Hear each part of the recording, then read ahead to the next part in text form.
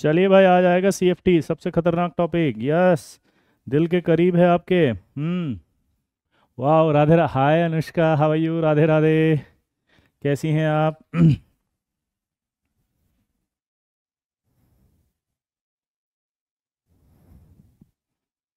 हम्म। तो शुरू करें भाई, क्रिस्टल फील्ड थ्योरी। हम्म। सीएफटी में क्या होता है, इसका फुल फॉर्म है पहला तो क्रिस्टल फील्ड थ्योरी। क्या नाम है? Crystal field theory. तो पहला सवाल क्या आएगा कि भैया किसने दिया ये? ठीक है। तो पहला सवाल आएगा कि किसने दिया, तो क्रिस्टल फील्ड थ्योरी दिया था वैन विल्क और बेथे। किसने दिया था जल्दी बताओ? वैन विल्क और बेथे। इन्होंने क्या बोला कि pure electrostatic,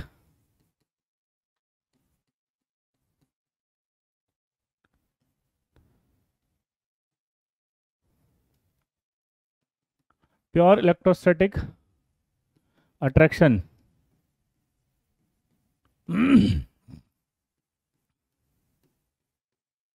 pure electrostatic attraction present between, बोलो, metal cation and ligand.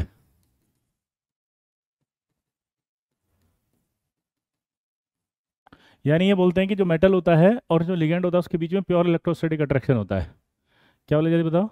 Metal और उसके बीच में प्योर इलेक्ट्रोस्टैटिक अट्रैक्शन होता है। प्योर इलेक्ट्रोस्टैटिक अट्रैक्शन होता है, but it is not always true.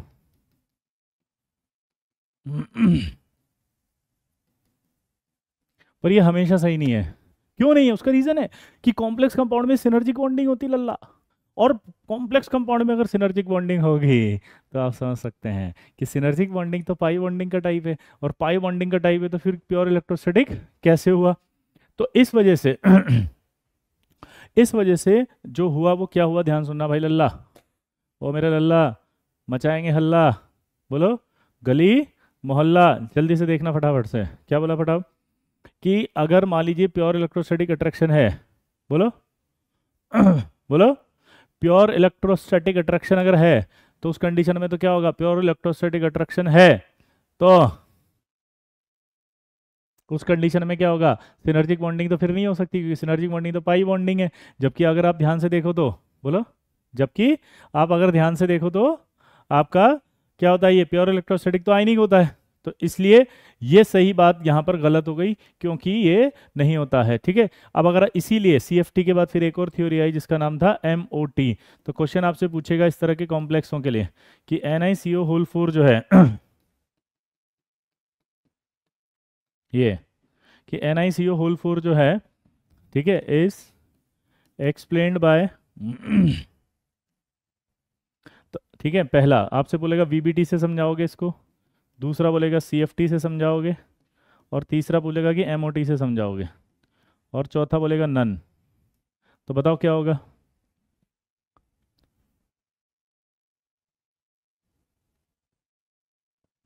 तो NiCO whole 4 is explained by, तो किससे होगा जल्दी बताओ? इन तीनों में से तो आंसर दोगे आप एमओटी से। क्लियर? पीडीएफ प्रोवाइड करा दो प्लीज़ बेटा। पीडीएफ जो होती है इसकी, वो यहाँ पर ऐप है अपनी, आईटी स्कूल ऐप, वहाँ जाओ उसमें मिल जाएगी। या फिर आप आईटी स्कूल टेलीग्राम ज्वाइन कर लो, उसमें मिल जाएगी। ठीक है। ये लिखा भी है देखो, आईटी स्कूल टेलीग्राम चैनल। तो आप इसको ज्वाइन तो करो, उसमें पीडीएफ मिलेगी। घर पे देने आएंगे क्या तुम्हारे? कौन है ये डेविल जाट? मैं कर रहा हूँ ना बात, तू क्यों बीच में बोल रहा है? इससे बच के रहना। ये है ना VJ 2.2, ये मेरी बात नहीं मानता है। और मैं ही नहीं बोलता हूँ, जो भी ऐसा मैं बोल रहा हूँ ना, ये बोल रहा है, मैं नहीं बोल रहा हूँ, ध्यान रखना हाँ? कक्षा में होने वाले किसी प्रकार के वार्तालाप को व्यक्तिगत ना लें। यह मात्र एक मनोरंजन का साधन है। इससे किसी भी जीवित और मृत व्यक्ति को, भावनाओं को अगर आहत पहुंचता है तो चैनल इसके लिए उत्तरदायी नहीं है। ठीक है, चलिए। तो ये आपका इज एक्सप्लेन्ड बाय एमओटी। अब सीएफटी ने क्या कहा? ठीक है, कि नेगेटिव लिगेंड जो होगा वो होगा act as a point charge. Negative ligand कैसे एक्ट करेगा? Point charge. ठीक है। और न्यूट्रल लिगेंड जो होगा, neutral ligand act as a dipole. Neutral ligand act as a dipole, जैसे मान लीजिए अमोनिया है, ये न्यूट्रल है। अब ये अमोनिया जब न्यूट्रल है तो उस कंडीशन में आप ध्यान से देखो क्या होगा, ये अपनी ओर इलेक्ट्रॉन खींचेगा, ये खींचेगा, ये खींचेगा, तो यहाँ क्या आएगा, नेगेटिव नेगेटिव नेगेटिव, यहाँ आएगा पॉजिटिव। तो ये डाइपोल हुआ कि नहीं हुआ। तो जो न्यूट्रल लिगेंड होगा वो डाइपोल की तरह करेगा, और डाइपोल की तरह करेगा तो क्या होगा, डाइपोल की तरह करेगा तो जो इसका नेगेटिव एंड होगा उससे खींच लेगा ये मेटल कैटायन इसको, ठीक। अब सीएफटी क्या कहता है कि जब इस तरह से मेटल खींचता है लिगेंड को, तो मेटल जब उसके पास आएगा तो पास आने पर क्या होगा, स्प्लिटिंग। तो सीएफटी का सबसे इंपॉर्टेंट पार्ट क्या है, स्प्लिटिंग। सीएफटी क्या है बोलो, सीएफटी कहती है कि जब लिगेंड आएगा, लोन पेयर लाएगा, वो मेटल कैटायन के फिर लोन पेयर लाएगा, तो लोन पेयर स्प्लिट कर जाएगा, लोन पेयर लाएगा तो वो डी ऑर्बिटल स्प्लिट कर जाएगा। तो सबसे पहले हमें पढ़ना है इसमें ऑक्टाहेड्रल स्प्लिटिंग। क्या पढ़ना है जल्दी बताओ, ऑक्टाहेड्रल स्प्लिटिंग। सर मैं आपका वन शॉट देखा था फॉर सीएफटी, तो ये लेक्चर करूं क्या, नहीं कोई ज़रूरत नहीं है, फिर तो रिवीजन करना है तो कर लो, वरना तो उसको देख लिया तो हो जाएगा। ऑक्टाहेड्रल स्प्लिटिंग पढ़ने से पहले आपको पता होना चाहिए कि हमारे पास डी ऑर्बिटल 5 होते हैं, एक ये, एक ये, और एक ये। तो ये हो गया एक्स वाई। तो ये डी एक्स वाई है, ये वाई जेड है, और ये आपका एक्स जेड है। ये तीनों कहलाते हैं अपने नॉन एक्सियल। ये अगर आप ध्यान से देखो तो ये क्या है, d x square minus y square, और ये क्या है आपका डी जेड स्क्वायर।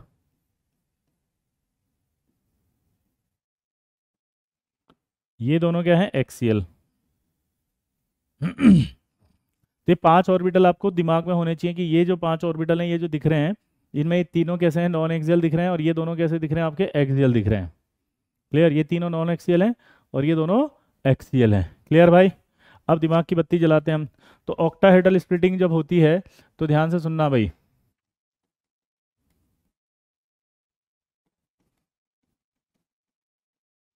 ये हम पीछे वाले को हेडिंग चेंज कर देते हैं, यहाँ लिख देते हैं डी ऑर्बिटल्स।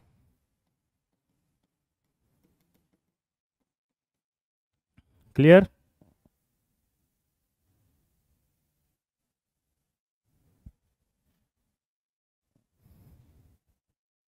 ऑक्टाहेड्रल स्प्लिटिंग में सबसे पहले हम देखना है कि हमारे पास जो मेटल होता है ना, उसमें 5 डी ऑर्बिटल होते हैं, ये 5, 1 2 3 4 5, 1 2 3 4 5, तो इनको कहा जाता है 5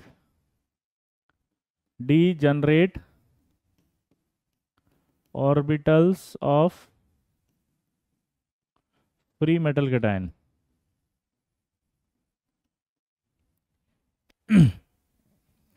5 डी जनरेट ऑर्बिटल हैं। डी जनरेट ऑर्बिटल का मतलब समझते हो आप, ऐसे ऑर्बिटल जिनकी एनर्जी सेम होती है।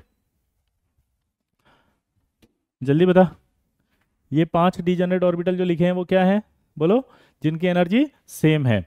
अब क्या होता है, जैसे जब वो अकेला है, अकेला मतलब कोई लिगेंड नहीं आ रहा, तो उसके अंदर जो ऑर्बिटल्स हैं वो ऐसे बनाए जाते हैं ये। अब ये जो आपको ऑर्बिटल बना के दिखा रहे हैं, इनमें जो ऑर्बिटल दिख रहे हैं वो ऐसे हैं यहाँ पे। तो ये अगर आपको दिख रहे हैं तो ये जो गोले गोले दिख रहे हैं ये है नॉन एक्सियल, हमेशा याद रखना, रिप्रेजेंटेशन से ये।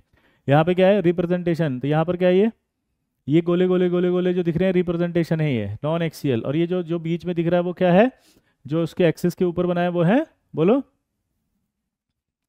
Axial orbital. ठीक है, ये वाली एक्सिस जेड है, ये एक्स है, ये वाई है, तो अपने आप समझ जाओ ये जो इसके ऊपर बना हुआ d x square minus y square है, ये जो बना हुआ जेड है। अब क्या होता है कि लिगेंड आता है इन, ठीक है, अब जब वो लिगेंड आ रहा है तो लिगेंड चारों तरफ से आता है, चारों तरफ से आता है, तो चारों तरफ से ही उस पर क्या लगेगी, एनर्जी, रिपल्शन लगेगा। रिपल्शन लगेगा तो चारों तरफ से सिमेट्रिकली रिपल्शन लग रहा है देखो, और चारों तरफ से सिमेट्रिकली रिपल्शन लग रहा है, तो इसकी एनर्जी चारों तरफ से बढ़ गई, इसकी चारों तरफ से इसकी एनर्जी बढ़ गई। आया ना, चारों तरफ से एनर्जी बढ़ चुकी है इसकी, आया ना, देखो।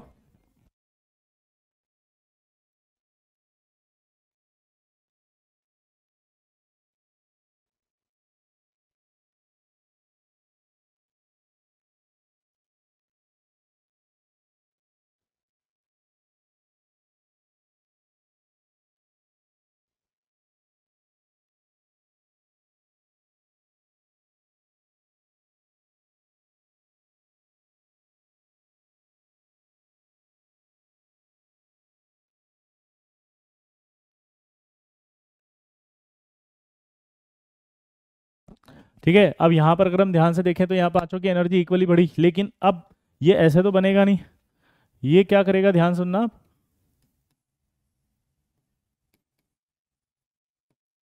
ये धक्का देगा इसको ऐसे,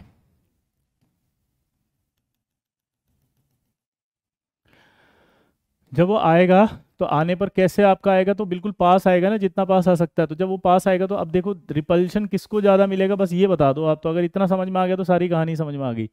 जब ये सामने से आ रहा है तो देखो इसको बीच वाले को ज़्यादा धक्का पड़ रहा है या उस वाले को धक्का पड़ रहा है, जैसे मान लो मैं हूँ, अब मेरे सामने अगर कोई है तो ऐसे धक्का दूंगा तो ज़्यादा धक्का पड़ेगा, ऐसे धक्का दूंगा तो ज़्यादा धक्का पड़ेगा, दूर जाएगा, और एक अगर साइड में पड़ा होगा तो मेरा कंधा उसको टच करेगा तो कम धक्का पड़ेगा। लॉजिक समझ में आया? तो जब ये लिगेंड ऐसे आएगा तो ये बीच में जो ऑर्बिटल्स हैं एक्सियल, उनको ज़्यादा धक्का पड़ रहा है देखो, और ये जो बेचारे नॉन एक्सियल हैं इनको धक्का कम पड़ रहा है ये तो ये जो बीच वाले दिख रहे हैं इनको कम धक्का पड़ रहा है और ये ज़्यादा धक्का पड़ रहा है।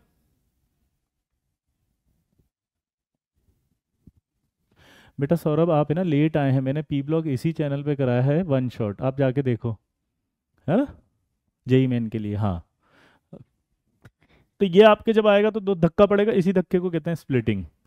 ये जो हुआ ये क्या कहलाया, स्प्लिटिंग। ये स्प्लिटिंग में यहाँ से यहाँ तक जो होता है उसको डेल ओ कहते हैं। डेल ओ मतलब है crystal field splitting energy for octahedral. ठीक है, हाँ, ये आपके जो है वो कहलाते हैं बेचारे नीचे हैं तो T2G, और ये कहलाते हैं आपके EG। ये आपका डेल ओ है।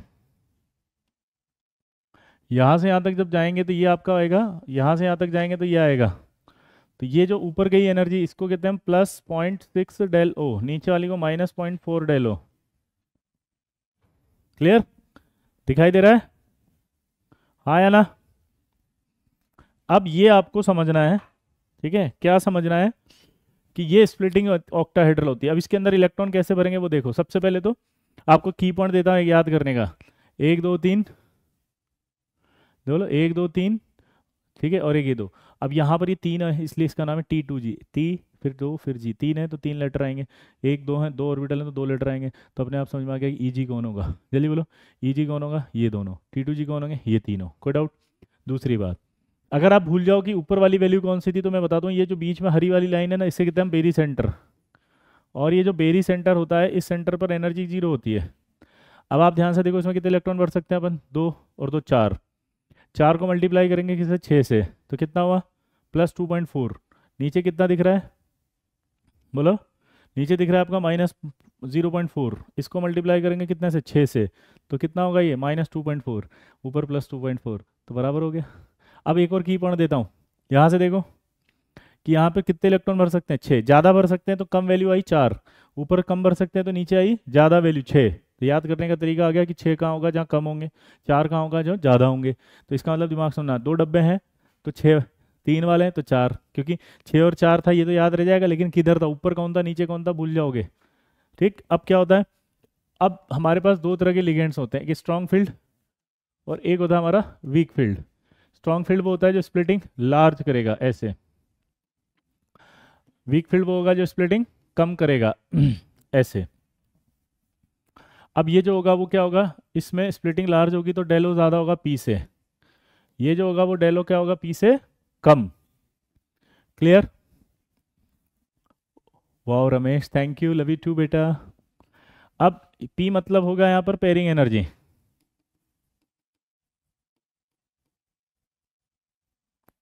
पेयरिंग एनर्जी का क्या मतलब होता है बताओ, इलेक्ट्रॉन को पेयर करने के लिए रिक्वायर्ड एनर्जी।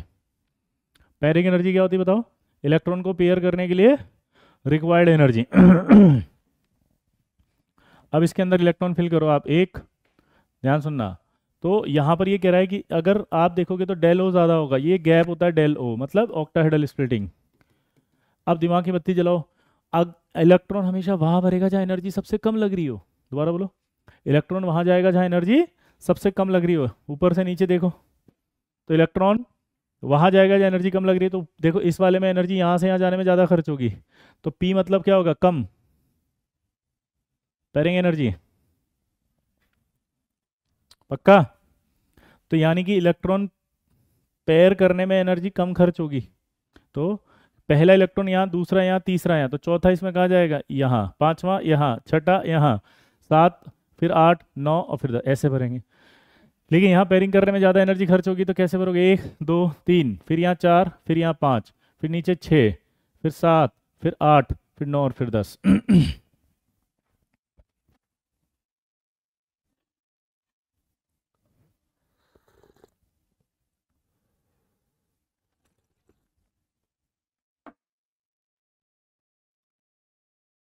क्लियर भाई?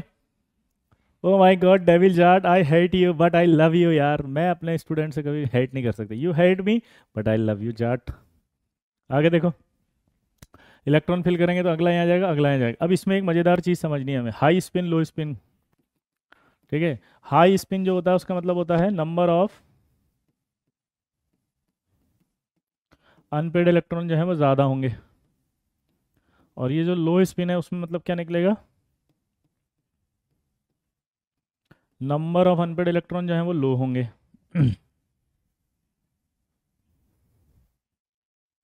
हम्म।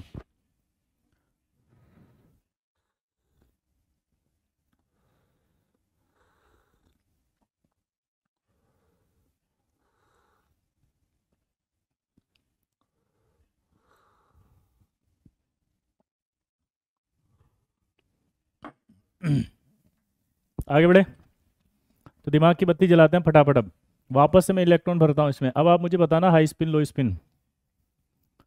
अब इसमें बताओ कैसे भरना होता है इलेक्ट्रॉन, पहले हवा में भर के बताना मुझे। देखो, अगर मैं स्ट्रॉन्ग फील्ड लूंगा तो कैसे भरेंगे, एक दो तीन, फिर नीचे आएगा तो चार पाँच छः सात आठ नौ 10। इधर देखो वापस स्ट्रॉन्ग फील्ड में, एक दो तीन चार पाँच छः सात आठ नौ 10। वीक फील्ड में कैसे भरेंगे, एक दो तीन चार पाँच छः सात आठ नौ 10। तो मेरे बात को दोबारा देखो। सर अपना बेस्ट रिसोर्स दे दो प्लीज़, मतलब नहीं समझ में आया, बेस्ट रिसोर्स का क्या मतलब। देखो इधर वापस इलेक्ट्रॉन फिल करें अब इसमें, तो यहाँ देख के बताओ क्या आएगा, एक दो तीन। यहाँ भी ऐसे भरेंगे, एक दो तीन। तो जब तीन इलेक्ट्रॉन भर रहे हैं तो अनपेड इलेक्ट्रॉन बराबर चल रहे हैं। अगर ये अनपेड इलेक्ट्रॉन्स बराबर चल रहे हैं, अगर ये अनपेड इलेक्ट्रॉन्स बराबर चल रहे हैं, तो उस कंडीशन में क्या होगा बताओ, कोई हाई स्पिन लो स्पिन नहीं होगा। ठीक है, इधर देखो। लेकिन अगर मैं चौथा इलेक्ट्रॉन भरूंगा तो एक दो तीन के बाद जब चौथा इलेक्ट्रॉन आएगा तो वो यहाँ आएगा। चौथा इलेक्ट्रॉन यहाँ आएगा।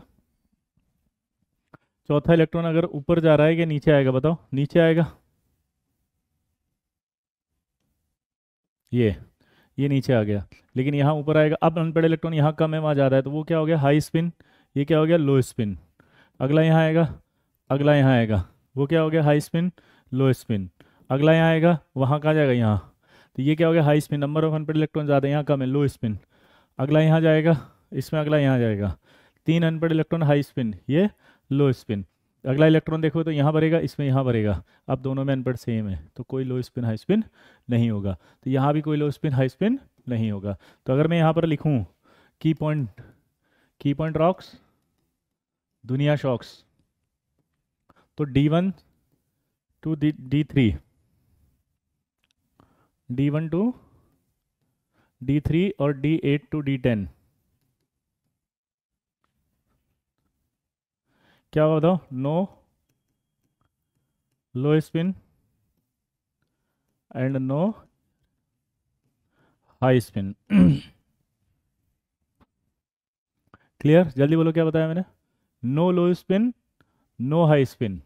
लेकिन अगर मैं D4 से D7 की बात करूंगा, तो स्ट्रॉन्ग फील्ड लिगेंड अगर आ गया और वीक फील्ड लिगेंड अगर आ गया, तो स्ट्रॉन्ग फील्ड लिगेंड में क्या कहलाएगा, ये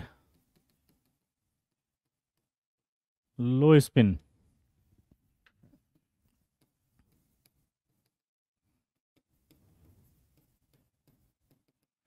और वीक फील्ड में क्या हो जाएगा, ये हाई स्पिन। पक्का? सच बोलो,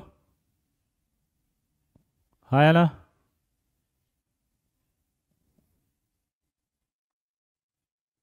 पक्का?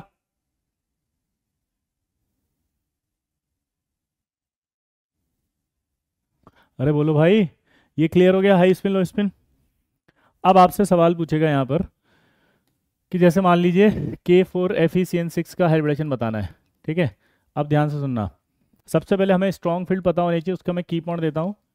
ये स्ट्रॉन्ग फील्ड अपन याद कर लें ताकि आपका फ़ायदा चल जाए। अमोनिया पिरिडीन, ठीक है, डाई पिरिडीन, और बीच में फंस गया इन, NO2 CN और CO।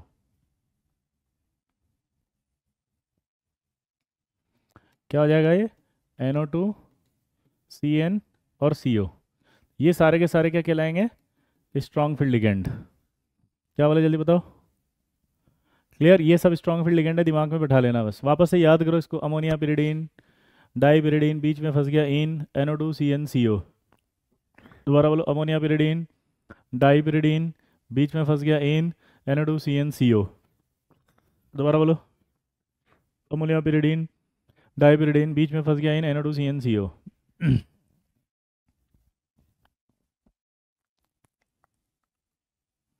क्लियर भाई। अब आपको ये समझना था यहाँ पर कि Fe इस पर +2 चार्ज। अब मैं एक चीज़ और बताना चाहता हूँ, कई बच्चे क्या मिस्टेक करते हैं, उन्हें ना कॉन्फ़िगरेशन ही याद नहीं होता, वो गड़बड़ कर देते हैं इस कॉन्फ़िगरेशन के चक्कर में। ये आपको हमेशा याद आना चाहिए, scandium, titanium, vanadium, chromium, manganese, Fe, cobalt, निकल, कॉपर और जिंक। तो जब आप यहाँ देखोगे तो क्या होगा, देखो यहाँ आएगा आपका 3D1 4s2, 3D2 4s2, 3D3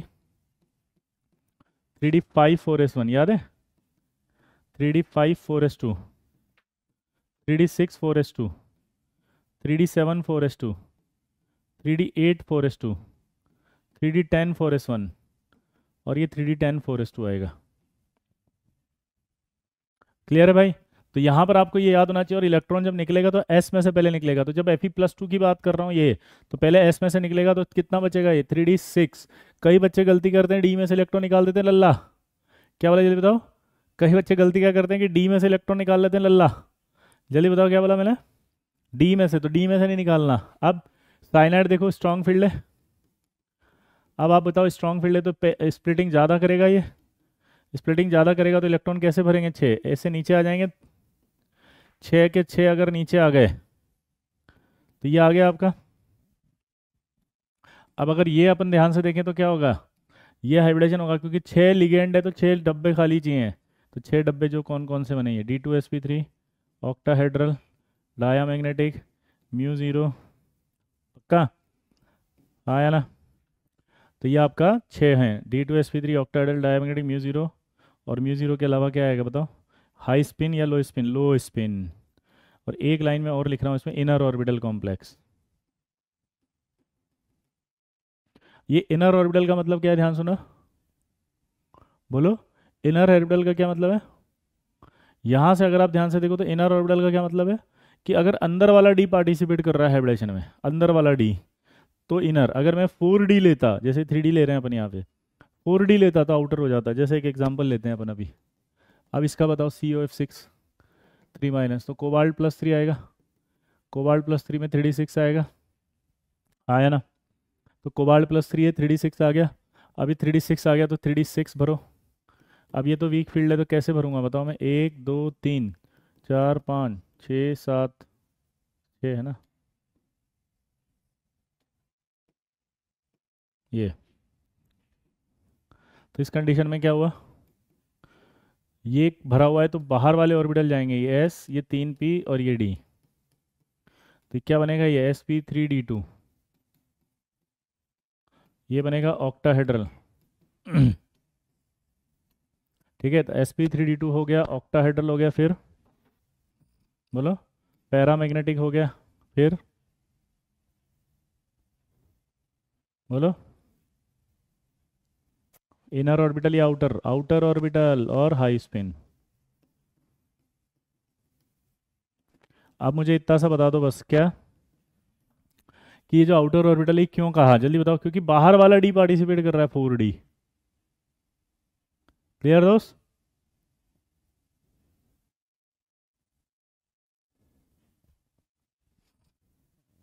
clear दोस्त। जो बच्चे परेशान हो रहे हैं ना, ये लिख रहे हैं अड़ गए, अरे मेरे यूट्यूब चैनल पे सारे पढ़े हैं फ्री में यार, मैंने पढ़ा रखा है, पूरा फ्री में डाल रखा है कंटेंट, तुम जाके उसमें देख लो। इतना दुखी मतलब हर जगह क्या रोने धोने की आदत पड़ गई है जीवन में? थोड़ा सा एक्टिव बनो बे, इंसान बनो, खुद के लिए लड़ो। बिल्कुल ही एकदम क्या, एकदम ही मतलब ऐसे बिखर जाते हो बिल्कुल ही बस। अबे मेरे यूट्यूब चैनल पे सारा पड़ा हुआ है फ्री में, सब कुछ देख जाके, हिम्मत होनी चाहिए तेरे अंदर करने की। रोना धोना आयत कर लेता है, टेलीग्राम कैसे, मैं कर रहा हूँ ना बात, तुझे बात करने की कोई जरूरत नहीं है, please, I can manage. Clear भाई? चलिए आगे बढ़े। तो इस तरह से आपसे क्वेश्चन पूछा जाएगा। अब मैं की पॉइंट बना रहा हूँ, ध्यान से सुनना। की पॉइंट क्या है यार, ध्यान से सुनो। कि जैसे ये आपके डी ऑर्बिटल्स होते हैं, ठीक है, दिमाग की बत्ती जलाना, यहाँ पर ये 3D है, ये है ना, ये 4s आ जाएगा, ये आपका 4p आ जाएगा, और ये आपका 4d आ जाएगा। ठीक है, ये क्या आया, 4s, 4p और 4d। क्लियर? अब मेरा दिमाग लगाओ कि अगर मैं D1 लेता हूँ, इसमें इलेक्ट्रॉन एक, तो ये आपस में हाइब्रिडेशन में जाएंगे, तो हाइब्रिडेशन अपने आप ही पता लग गया, D2sp3, D2 होगा D2sp3, D3 होगा D2sp3, कोई डाउट? तो सारे के सारे D2sp3 हो जाएंगे। अब अगर हम बात करते हैं किसके लिए, बोलो, हम बात करते हैं D4 के लिए। D4 स्ट्रॉन्ग फील्ड अगर होगा तो नीचे ही जाएगा इलेक्ट्रॉन, कैसे, 1 2 3, और यहाँ चौथा, तो D2sp3।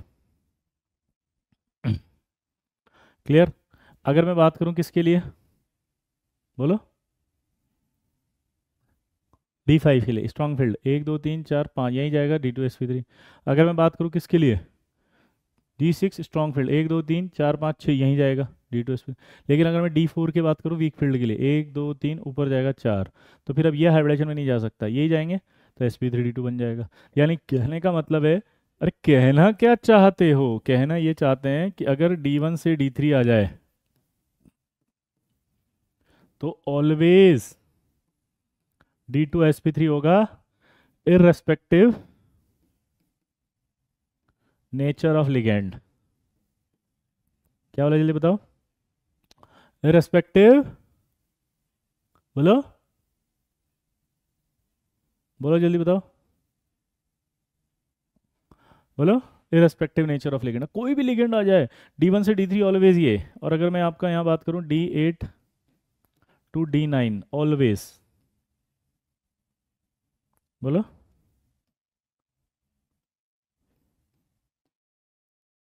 क्या बनेगा ऑलवेज, sp3d2।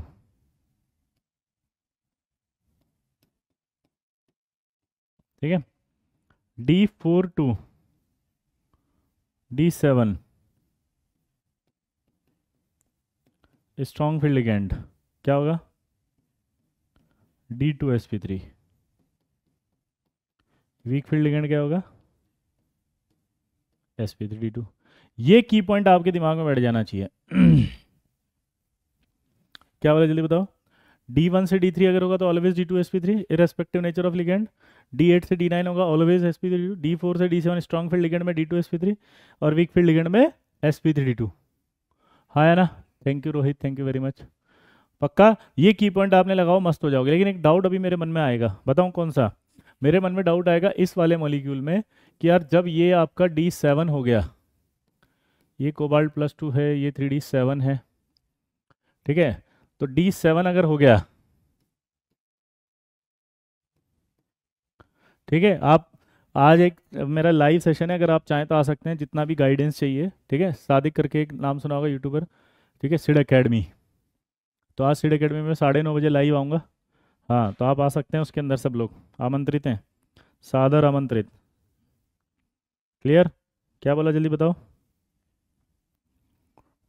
सिड एकेडमी पे 9:30 बजे लाइव, सादर आमंत्रित हैं आप सब, आएंगे, पधारेंगे, बोलो। हम्म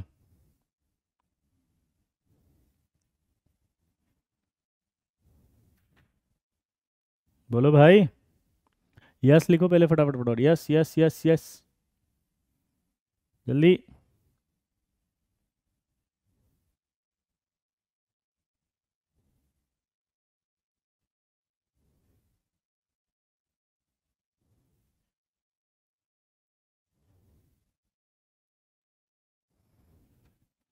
आगे देखते हैं। चलो D7 का निकालो। अब जब D7 का आप निकाल रहे होंगे तो आप इलेक्ट्रॉन कैसे भरोगे, 1 2 3, ठीक है, वीक फील्ड है या स्ट्रॉन्ग फील्ड है, ये 4 5 6 और ये 7वां। अब आपके पास एक बहुत बड़ी प्रॉब्लम हो गई, पूछो क्या? भाई साहब ये अब हाइब्रिडेशन कैसे करूं, क्या दिक्कत आ गई बताओ? ये आपका 4D हो गया, ये 4S है, 4P है, 4D। अब आपके पास एक प्रॉब्लम होगी, यार ये कैसे होगा, आया ना? क्या प्रॉब्लम है जल्दी बताओ कि अब ये कैसे होगा लल्ला। एक इलेक्ट्रॉन यहाँ है तो आपका की पॉइंट तो फेल हो गया, क्योंकि आपने D7 में स्ट्रॉन्ग फील्ड में क्या कहा है, D7 स्ट्रॉन्ग फील्ड में D2sp3। लेकिन यहाँ अगर आप देखोगे तो एक इलेक्ट्रॉन है, फिर ये हाइब्रिडेशन में तो sp3d2 आएगा, तो की पॉइंट तो फेल हो जाएगा। नहीं, की पॉइंट फेल नहीं होगा, क्यों? क्योंकि यहाँ होगा ट्रांसफरेंस, इसको कहते हैं ट्रांसफरेंस। ये ट्रांसफरेंस होगा, ये खाली हो जाएगा। अगर ये खाली हो गया तो ये आपस में चले जाएंगे और हाइब्रिडेशन बन जाएगा। क्या बन जाएगा बताओ? D2sp3 ऑक्टाहेड्रल बोलो, पैरामैग्नेटिक। क्या हो जाएगा? D2sp3 octahedral paramagnetic. ठीक है, म्यू जो है वो आएगा इसका 1.73। और इनर ऑर्बिटल होगा या आउटर बताओ? Inner orbital. और हाई स्पिन होगा या लो स्पिन होगा? लो स्पिन। अब ये जो फिनोमिना हुआ इसका नाम था ट्रांसफरेंस। अब ये ट्रांसफरेंस क्या होता है, इसकी कंडीशन क्या है? तो कंडीशन समझो, पहला, complex should have only one unpaired electron. दूसरा, complex should have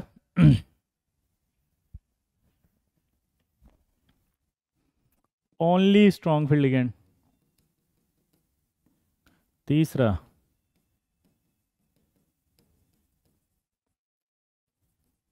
complex should have possibility of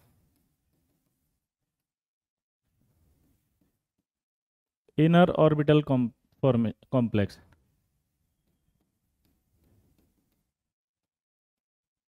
अब ये तीन कंडीशन अगर होती हैं तो ट्रांसफरेंस होगा। क्योंकि आपको डाउट आएगा, क्या डाउट आएगा? और सर ऐसे कैसे होगा हर जगह, फिर तो कैसे पता चलेगा सर, ये तो गलत बात है।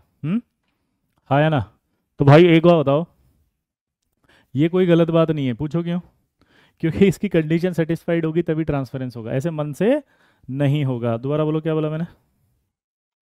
ऐसे मन से नहीं होगा।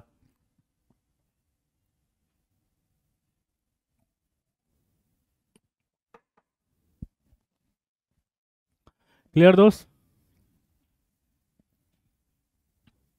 अब दिमाग की बत्ती जलाते हैं अपन। पहला, complex should have only unpaired electron, है क्या? हाँ, एक अनपेड इलेक्ट्रॉन है। Complex should have only strong field ligand, NO2 strong है, क्या अभी बताया था? अमोनिया पिरिडीन डाइपिरिडीन बीच में फंस गया इन, NO2 CnCO स्ट्रॉन्ग फील्ड है। अगर आप देखो कि एक इलेक्ट्रॉन यहाँ से यहाँ ट्रांसफर हो रहा है अगर, तो उसके बाद क्या ये बन रहा है क्या इसमें इनर ऑर्बिटल कॉम्प्लेक्स? हाँ। इसके बाद बन रहा है नहीं बन रहा? हाँ। तो इसका मतलब क्या निकला, बोलो?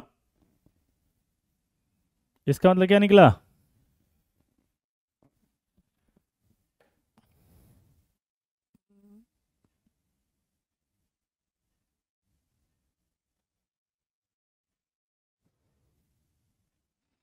बोलो भाई। हम्म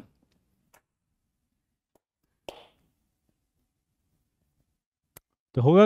अब ये सवाल है कि क्यों होगा, उसका रीजन सुनो। जब अंदर वाला डी होता है ना पार्टिसिपेशन, तो लो एनर्जी पर होता है अंदर वाला डी। 3D लो एनर्जी वाला ऑर्बिटल अगर बॉन्डिंग में जाएगा ना, तो हमेशा स्टेबिलिटी बढ़ती है। क्या वाला, जल्दी बताओ, जल्दी बोलो। लो एनर्जी वाला जब भी पार्टिसिपेट करेगा बॉन्डिंग में तो स्टेबिलिटी बढ़ती है। तो स्टेबिलिटी बढ़ेगी लल्ला, तो स्टेबिलिटी अगर बढ़ेगी तो क्या होगा, बोलो? कॉम्प्लेक्स ज़्यादा स्टेबल बनेगा। दूसरी बात कि एक इलेक्ट्रॉन है, एक इलेक्ट्रॉन को ले जाना आसान होता है लल्ला। एक इलेक्ट्रॉन है तो आसानी से चला जाएगा। आप, मैं आपसे कहूँ कि यार एक कोई भी चीज़ वहाँ पड़ी है उसको उठा के रखो एक तरफ, आप उतार दोगे आसानी से। दो कहूँ कि दो रखी रहो, दो नहीं रख सकते, मुश्किल हो जाएगी। तीसरा, अगर मान लीजिए हम क्या कहें कि कॉम्प्लेक्स की पॉसिबिलिटी होनी चाहिए इनर ऑर्बिटल की। अब ये सब करने के बाद अगर स्टेबिलिटी ही नहीं आ रही है तो क्या फर्क पड़ रहा है, बोलो? अगर ये सब हम करें और स्टेबिलिटी ही ना आए, जल्दी बोलो। अगर हम ये सब कर रहे हैं और स्टेबिलिटी ही नहीं आ रही है तो फिर क्या फ़ायदा? बोलो। अगर ये सब हम कर रहे हैं और स्टेबिलिटी ही नहीं आए तो क्या फ़ायदा? तो स्टेबिलिटी आना जरूरी है, इसलिए ये होना चाहिए। तो इस तरह से आप बना सकते हैं। तो अब मेरे हिसाब से ये पूरा का पूरा की पॉइंट आपको समझ में आ गया होगा और इसके हिसाब से आप क्वेश्चंस कर सकते हैं।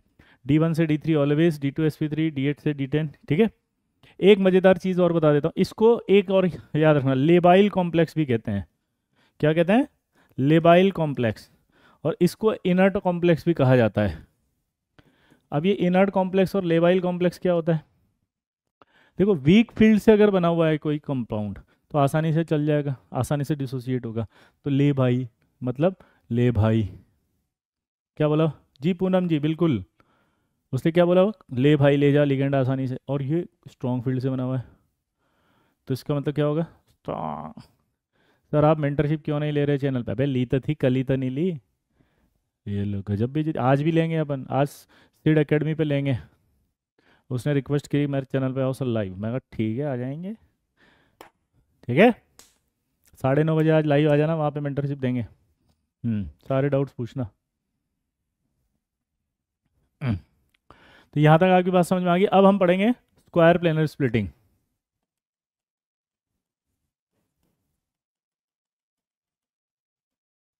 स्क्वायर प्लेनर स्प्लिटिंग क्या होती है देखना जरा।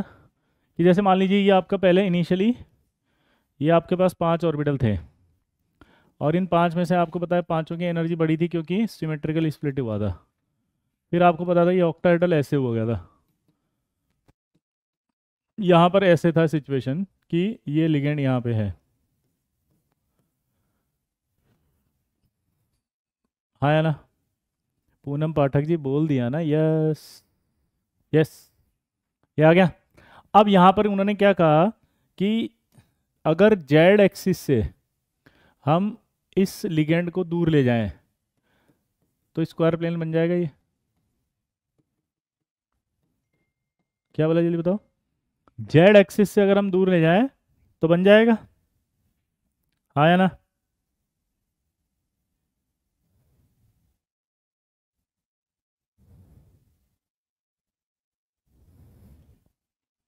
बोलो। दूर ले जाएंगे तो क्या होगा? अब यहाँ 2 ऑर्बिटल थे, याद रखना, आप ध्यान से देखना, d x square minus y square और डी जेड स्क्वायर। तो उस कंडीशन में क्या होगा? जो जेड होगा उसकी एनर्जी घटने लग जाएगी और इसकी तो बढ़ जाएगी। यहाँ 3 ऑर्बिटल होते हैं, d x z, d y z और डी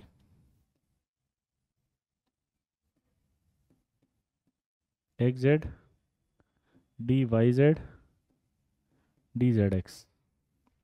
क्लियर?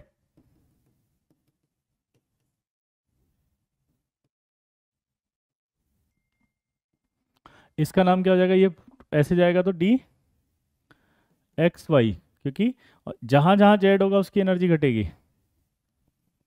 तो डी एक्स जेड घट गया, डी वाई जेड घट गया। क्लियर है भाई?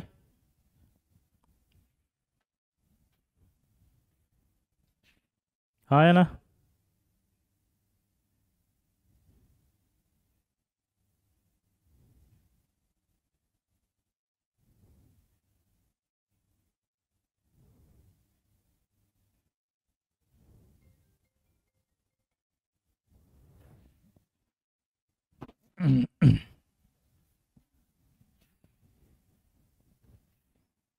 क्लियर?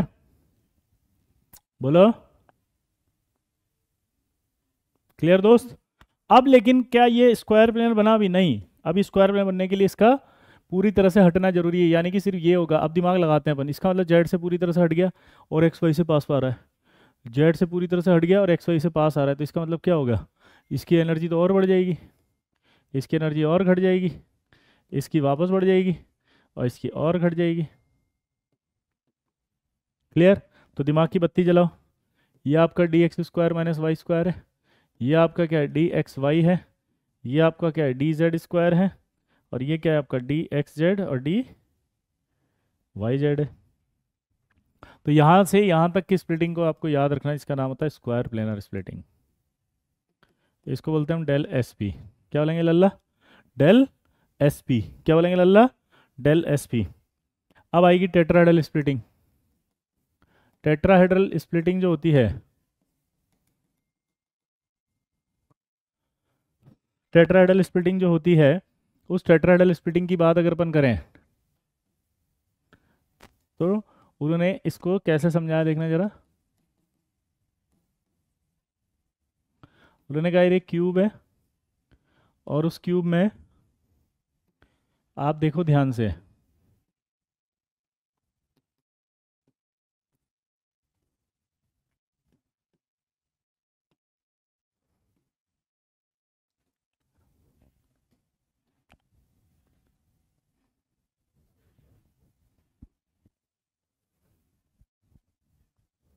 ये आ गया। यहाँ पर अगर अपन ध्यान से देखें ये, तो यहाँ नॉन एक्सियल होगा ये। तो ये अगर मान लीजिए क्यूब के सेंटर में मेटल को रख दूं, ध्यान सुनना, कोई भी एक आपका दिख रहा है इसके अंदर, सेंटर में मेटल को रख दूं अगर, और उसके अंदर देखूंगा ध्यान से, तो मुझे ऐसा नहीं लग रहा कि जो ये एक्सिस हैं ये सेंटर ऑफ द फेस से पास हो रही है। ध्यान से देखो ये, अब नॉन एक्सियल यहाँ पर है। अब अपन ने क्या करा, ऑल्टरनेट रख दिया इसको, ये ऑल्टरनेट अगर रख दिया तो यहाँ से जब अट्रैक्ट करेंगे इसको ऐसे, तो कौन ज़्यादा अट्रैक्ट रिपल करेगा सबसे ज़्यादा, बताओ, नॉन एक्सियल को। तो टेट्राहेड्रल में उल्टा हो जाता है बस, यानी कि अगर आप इसको याद करना है तो सिंपल याद रखो, उल्टा ऑफ ऑक्टाहेड्रल। कैसे, कि भाई पहले तो ये अकेला था, फिर पांचों ऑर्बिटल आए थे, इक्वली रिपल हुआ था, फिर उसके बाद ये स्प्लिट हो गया, ये क्लियर। तो यहाँ अगर हम बात करेंगे तो ये ईजी, सॉरी ईजी में इसको हटा करके ई बोल दिया जाता है ताकि डिफ्रेंशिएट हो जाए, और इसको T2 बोल देते हैं। क्लियर। ये जो स्प्लिटिंग कहलाएगी डेल्टा टी है। यहाँ से यहाँ तक की बात करेंगे, क्या होगा जल्दी बताओ, यहाँ से यहाँ तक की बात करेंगे तो ये आपका क्या हो जाएगा, प्लस 0.4 डेल्टा टी, है ना। साफ लिख देता हूँ यार, दिखेगा नहीं है,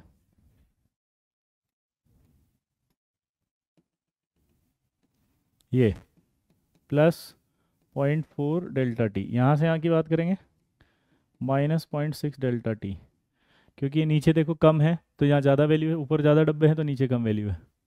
क्लियर भाई। हाँ या ना। ये टेट्राहेड्रल। अब सबसे बड़ा रिलेशन इनका होता है आपस में कि सबसे बड़ी स्प्लिटिंग होती है डेल्टा एस पी, फिर होती है डेल्टा ओ, और फिर होती है डेल्टा टी। याद हो गया ये। तो सबसे ज़्यादा डेल एस पी होगा, फिर डेल ओ होगा, फिर डेल्टा टी होगा, कोई डाउट।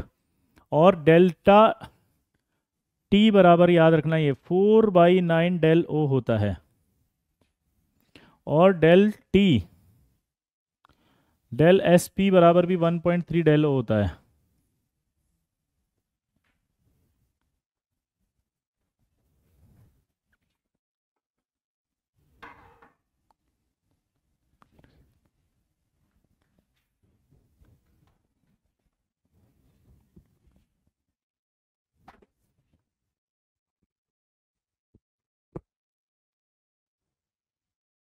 क्लियर। अब आपके पास ये पता चल गया कि कोऑर्डिनेशन नंबर 4 में दो स्प्लिटिंग हो गई आपके पास। एक आपके पास हमेशा आ गई टेट्राहेड्रल, एक आ गई आपका स्क्वायर प्लेनर।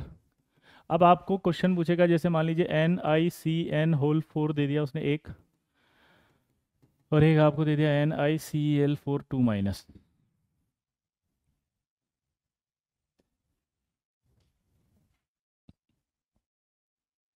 अब आप दिमाग की बत्ती जलाओ, इन दोनों का हाइब्रिडेशन निकालना कैसे निकालें, तो बहुत ही आसान। ये स्ट्रॉन्ग फील्ड है, हाँ या ना। क्या दिख रहा है बताओ, बोलो, ये क्या दिख रहा है, 1 मिनट होल्ड करना है ना।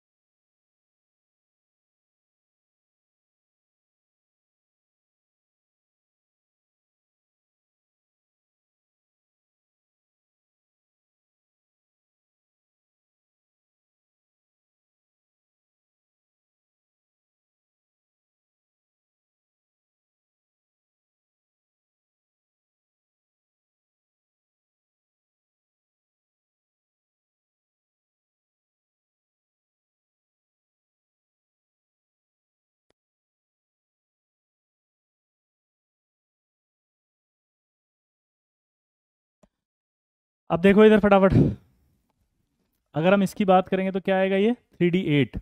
अब अगर D8 आएगा तो अब देखो ध्यान से समझना, आप स्ट्रॉन्ग फील्ड लिगेंड है या वीक फील्ड है, जल्दी बताओ पूनम जी। पूनम, स्ट्रॉन्ग फील्ड है कि वीक फील्ड है? Strong field. तो यहाँ 1 2 ये, तो अगर आप D8 देखोगे तो क्या होगा, ये 1 ये 2, ठीक है, 3 4 5 6 7 8। यहाँ से अगर अपन देखें तो ये आ गया तो ये देख सकते हैं आप यहाँ पर 1 2 ये, तो यहाँ से अगर अपन देखेंगे तो 4 लिगेंड है, तो हमें 4 डब्बे खाली चाहिए, 4 डब्बे खाली चाहिए, तो ये DSP क्या आ गया 2। DSP 2 के बाद ये क्या आ गया, स्क्वायर प्लेनर। स्क्वायर प्लेनर के बाद क्या आ गया, ये डाया मैग्नेटिक। म्यू क्या आ गया 0। इनर ऑर्बिटल होगा ये लल्ला, क्या होगा इनर। क्लियर, उधर आओ। यहाँ अगर अपन देखेंगे तो आपका Ni पर +2 है, लेकिन अब Cl क्या है, वीक फील्ड है। ये Cl क्या है यहाँ पे, वीक फील्ड। क्या है,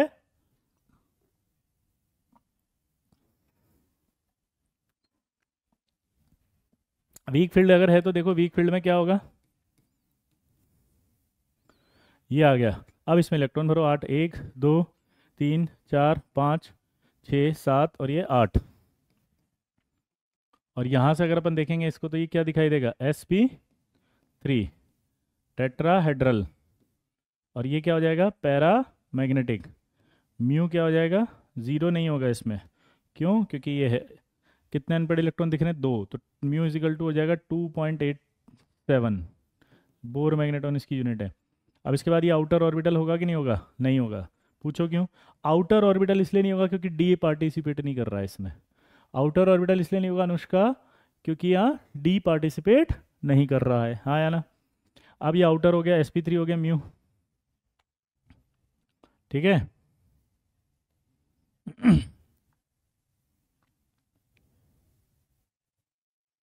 अब बताओ क्या होगा इसके अंदर, हाई स्पिन और लो स्पिन देखते हैं। अगर ये D8 है, क्योंकि जो मैंने आपको लिखाया था वो ऑक्टाहेड्रल का था, ये टेट्राहेड्रल का है। टेट्राहेड्रल में ध्यान से देखो तो अनपेड इलेक्ट्रॉन इसमें एक भी नहीं है और उसमें 2 हैं, तो ये क्या हो जाएगा फिर, लो स्पिन। ये आपको टेट्राहेड्रल के लिए अलग है रूल, वो ऑक्टाहेड्रल का लिखा था, और ये क्या हो जाएगा, हाई स्पिन। तो इस तरह के सवाल आएंगे तो आप कर देंगे। अब इसका एक की पॉइंट होता है, देखो बहुत ज़बरदस्त है, ध्यान से सुनना, गड़बड़ ना हो जाए। की पॉइंट, ठीक है, metal cation of first transition series, ठीक है। अगर metal cation of first transition series है, क्या बोला जल्दी बताओ, metal cation of first transition series है, ठीक है। तो metal cation of first transition series अगर हो और स्ट्रॉन्ग फील्ड लिगेंड हो तो आपके क्या बनेगा, बोलो, हमेशा स्क्वायर प्लेनर। WFL है तो हमेशा क्या बनेगा, टेट्राहेड्रल। क्लियर भाई। अरे बाप रे, बगलामुखी का चाचा क्या, बेलू, जय हो लल्ला, बचा दो हल्ला, रसगुल्ला, फिर खा लो गोलगप्पा और लगाओ चक्के, ये सर का जलवा है कहने में हलवा है। अरे गजब, कहाँ डायलॉग बाजी कर रहे हो तुम लल्ला, ठीक है। लेकिन यहाँ ध्यान रखना ये फर्स्ट ट्रांजिशन सीरीज है, और अगर D10 आ जाए उसमें तो D10 होगा तो डी पूरा भरा रहेगा, इसलिए हमेशा क्या होगा, sp3 ऑलवेज,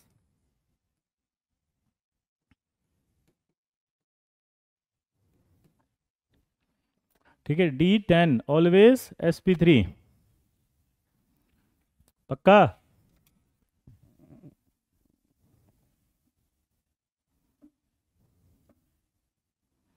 कर लोगे लल्ला, बोलो।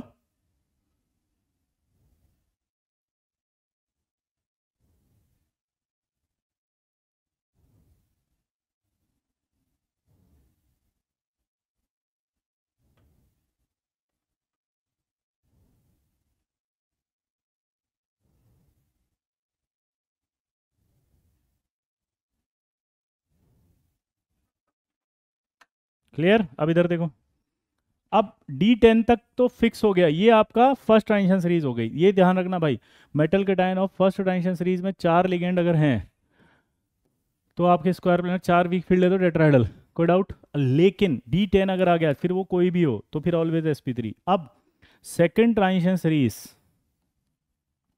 की पॉइंट क्या है जल्दी बताओ, और third transition series always large splitting होती है। इसमें क्या होता है बताओ, ऑलवेज लार्ज स्प्लिटिंग है, ठीक है, ऑलवेज लार्ज स्प्लिटिंग है इररेस्पेक्टिव नेचर ऑफ लिगेंड।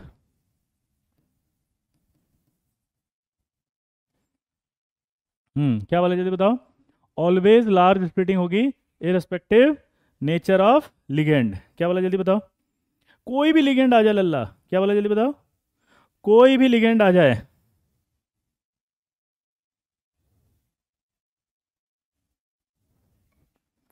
ठीक है, कोई भी लिगेंड। तो अगर कोऑर्डिनेशन नंबर 4 है तो आपको बोलना है उसको DsP2, और कोऑर्डिनेशन नंबर 6 है तो बोलना है D2sp3। क्लियर है लल्ला, बोलो हाँ या ना।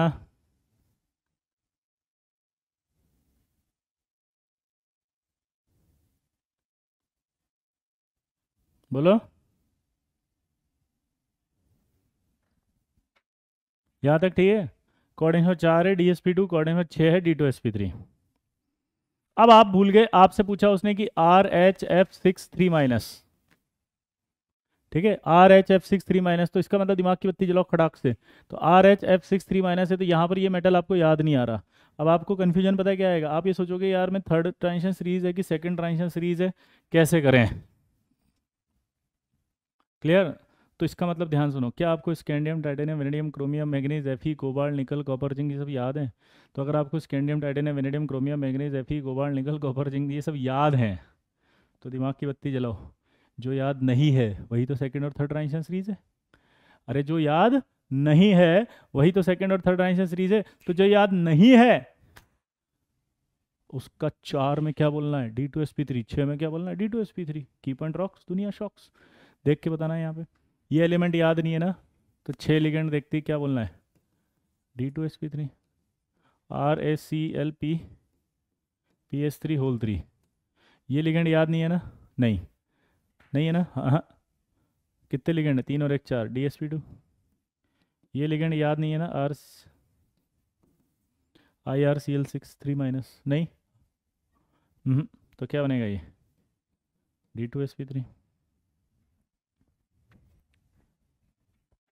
क्लियर, देखो हाँ या ना।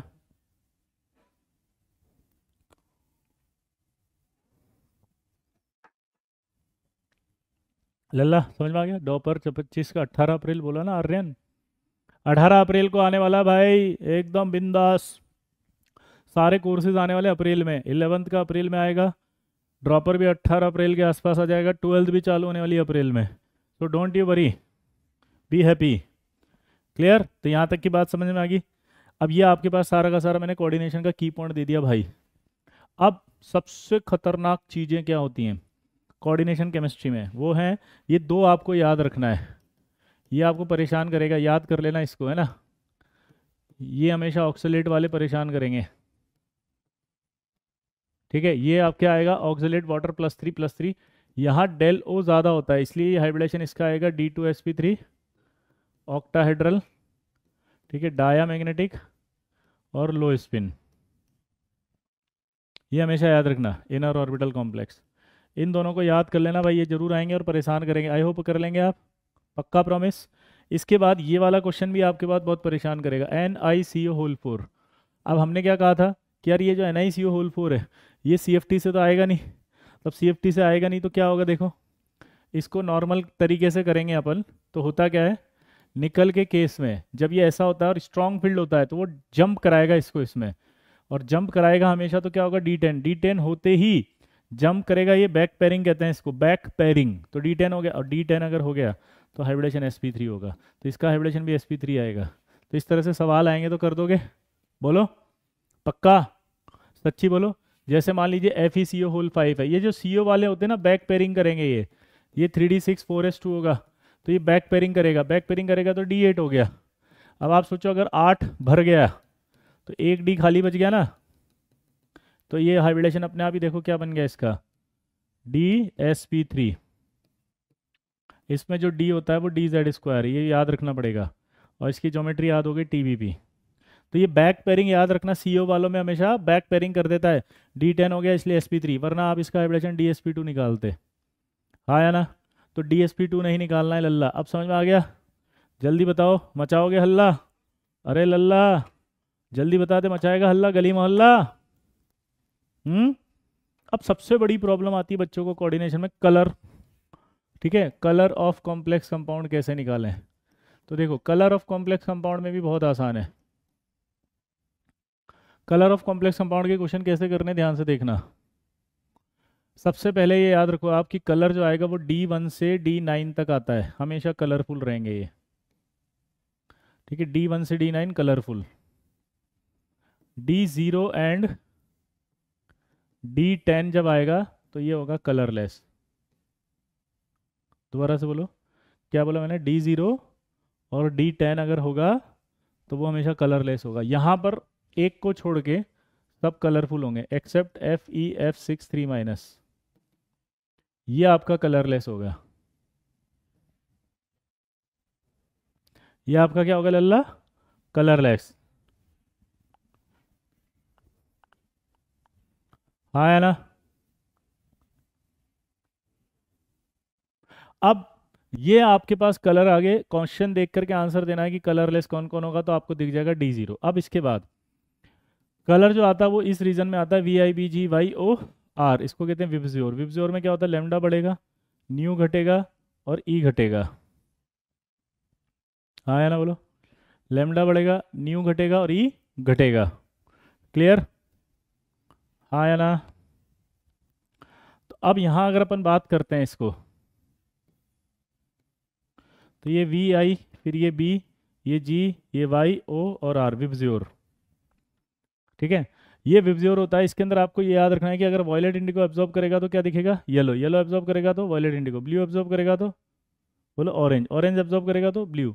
ग्रीन करेगा तो रेड। रेड करेगा तो ग्रीन। हाँ या ना? पक्का? सच बोलो। तो इसका मतलब क्या निकला? ये कॉम्प्लीमेंट्री कलर्स होते हैं। ठीक है, अब इसमें क्वेश्चन कैसे कैसे पूछेगा, जैसे MEN3, ठीक है,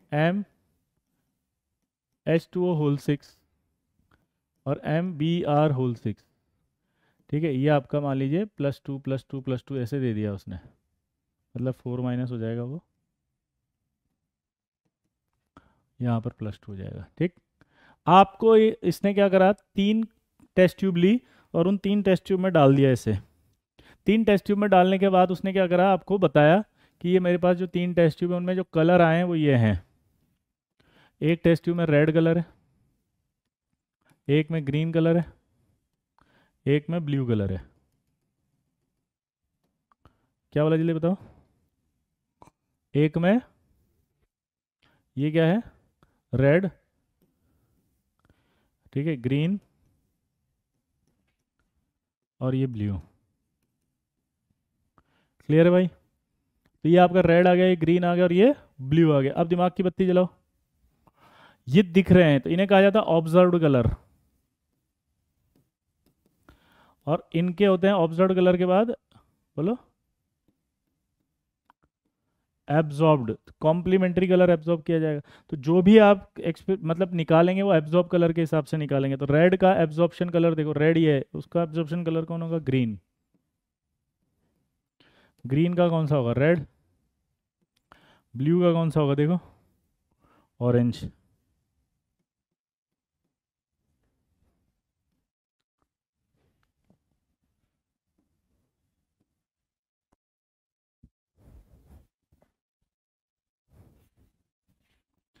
अब मुझे बताओ, इन तीनों को आप देखो ध्यान से, तो क्या होगा?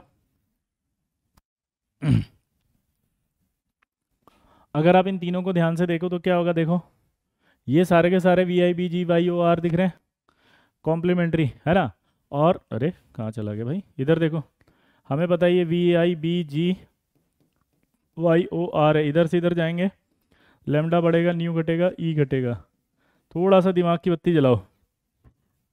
अब इन तीनों को देखो तो सबसे ज़्यादा स्प्लिटिंग किस में होनी चाहिए? इसमें। सेकंड नंबर पे किस में होती है? वाटर में, क्योंकि उस सेकंड नंबर पे, और बी आर सबसे वीक फील्ड लिगेंड है। तो यहाँ पर आप देखोगे ध्यान से तो ये सब दिखाई दे रहा है आपको, हाँ या ना? बोलो, हाँ या ना? बोलो। तो अब आप दिमाग की बत्ती जला के बताओ फटाफट मुझे कि यहाँ पर अगर हम बात करें,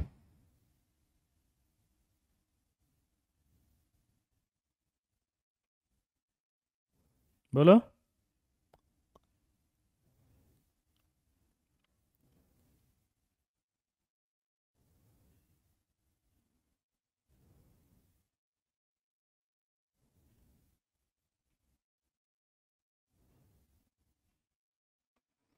यहाँ पर अगर हम बात करें तो इलेक्ट्रॉन की फिलिंग करके बताओ फटाफट क्या आएगा? स्प्लिटिंग सबसे ज़्यादा यहाँ होगी, तो इसका मतलब सबसे ज़्यादा एनर्जी लेगा। एक फॉर्मूला आपने पढ़ा होगा बचपन में, E बराबर एच सी बाई लेमडा। तो जितनी ज़्यादा स्प्लिटिंग होगी लल्ला, देखो, जितनी ज़्यादा स्प्लिटिंग होगी, यहाँ से देखो, उतना एनर्जी ज़्यादा होगा, तो लेमडा उतना कम होगा। तो इलेक्ट्रॉन जब यहाँ से यहाँ जाएगा तो सबसे कम लेमडा को एब्जॉर्ब करेगा, क्योंकि एनर्जी ज़्यादा है। अब इन तीनों में सबसे कम लेमडा किसकी है? देख के बताओ, इन तीनों को देख के किसकी सबसे कम लेमडा है? मेरे हिसाब से तो ग्रीन की सबसे कम है। तो ग्रीन जो होगा वो ये एब्जॉर्ब करेगा, green colour absorbed bye this complex, so it is क्या होगा? ये रेड। तो ये जो रेड आपका रेड कलर की जो टेस्ट ट्यूब है उसमें जो कॉम्प्लेक्स है वो ये है। सेकंड नंबर पे स्प्लिटिंग कर रहा है वाटर, तो इनमें से सेकंड नंबर की कौन सी होगी? ऑरेंज। तो ये ऑरेंज वाला ये करेगा एब्जॉर्ब, तो ये ब्लू दिख रहा है इसके से। तो सबसे, एक मिनट, रेड, ये वाला रेड है, सबसे ज़्यादा वेवलेंथ लेगा, एनर्जी कम है, तो इसका मतलब ये ग्रीन दिखेगा। तो इस तरह से आपको कलर्स दिखने हैं। अब आपसे एक क्वेश्चन पूछेगा उसने कि CuSO4.5H2O is a blue colour compound.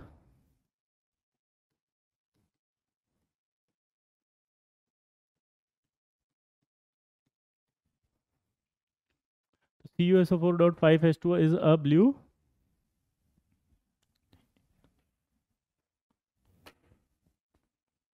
Colour compound. तो अब बताओ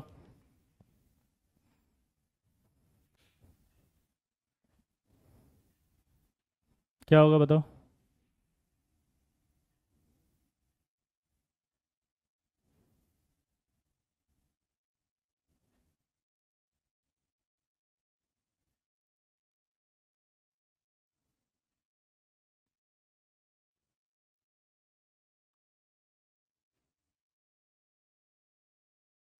अब ये ब्लू कलर कंपाउंड है तो कौन सा एब्जॉर्ब करेगा ये पूछ रहा है वो। CuSO4 is a blue colour compound, then which of the following colour absorb by this complex?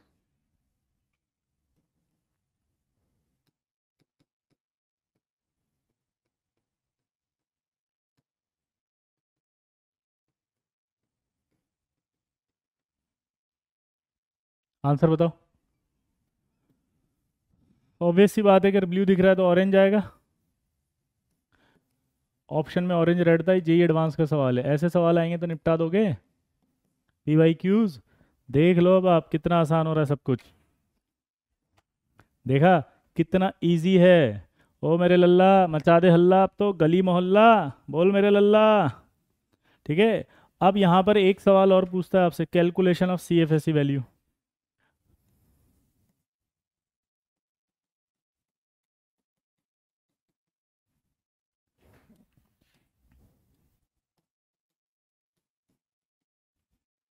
जैसे मान लो आपको कहा उसने कि यार COF6-3 का निकाल के बताओ। तो एक फॉर्मूला आपको हमेशा याद रखना है, ये स्प्लिटिंग जब होती है तो ऐसे होती है।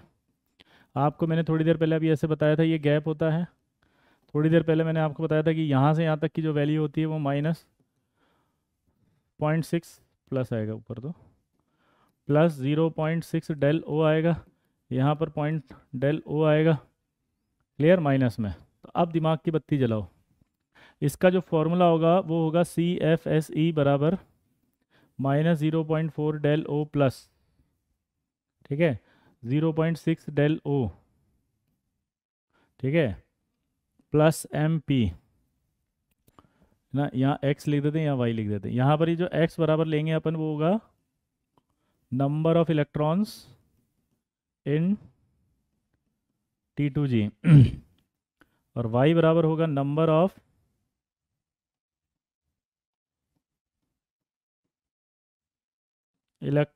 Electrons in EG।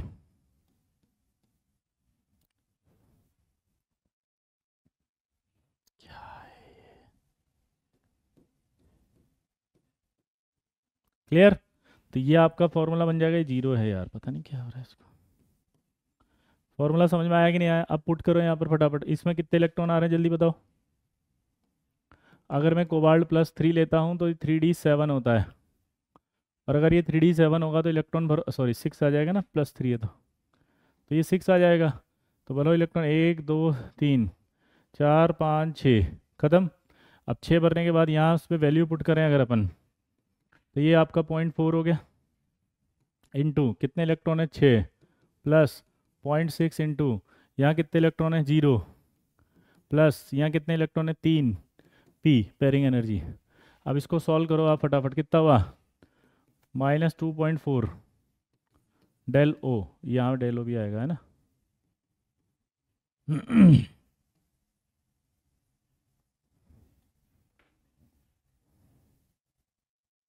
क्या हो रहा है ये, साफ सुथरा लिखने दो यार। -0.4 into 6 electron del o plus 0.6 into 0 del o plus 3P। Solve करेंगे तो यही बचेगा कि और 3P आ जाएगा। इस तरह से आपसे CFSE वैल्यू निकालेगा तो बता दोगे? हाँ तो बोल दिया करो जीवन में, बोलो भाई CFSE वैल्यू निकलवाएगा तो बता दोगे। Clear?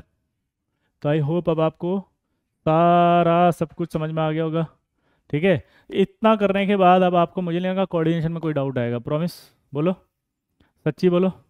Paramagnetic, diamagnetic, strong field, weak field, ये सब आपके दिमाग में बैठ गया, तो अब तो मेरे हिसाब से करके आ जाओगे पंगा, बोलो निपटा दोगे लल्ला, गली मोहल्ला।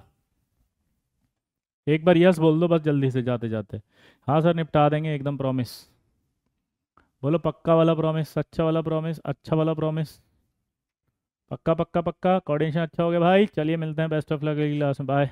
अच्छा अगली क्लास शायद मैं 18 से लेकर के और 23 तक अवेलेबल नहीं हूँ, वापस बोल दो।